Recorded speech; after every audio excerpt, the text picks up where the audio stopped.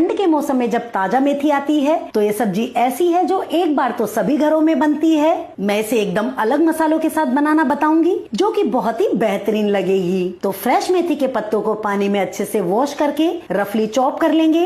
साथ ही में आलू को भी बड़े पीसेस में चॉप कर लीजिए। एक बंडल मेथी के साथ मैंने 4 मीडियम साइज के आलू लिए हैं। अब पैन में 2 चम्मच ऑयल गरम करके चटकाएंगे जीरा और हींग, ऐड करेंगे कटे हुए प्याज। इन्हें हल्का सा भून कर डालिए आलू और ऊपर से हल्दी और नमक डालकर आलू को कुक करेंगे। आलू बड़े साइज में कटे हुए हैं तो मैं इसे ढककर कुक कर रही हूँ। अब मसाले के लिए लीजिए सौंफ, साबुत धनिया, जीरा, कश्मीरी मिर्च, अदरक और लहसुन के साथ सूखा नारियल। इन सभी को कूट कर इसका दरदरा सा मसाला बना लेंगे जो कि सब्जी के फ्लेवर को और भी बढ़ा देगा। आलू कुक हो जाने पर डालिए लाल मिर्च, धनिया पाउडर, अमचूर और कुटा हुआ मसाला डालकर मिक्स करके इन्हें पकाएंगे। जब मसाला भी कुक हो जाए तब ऊपर से मेथी डालिए। इस सब्जी को बनने में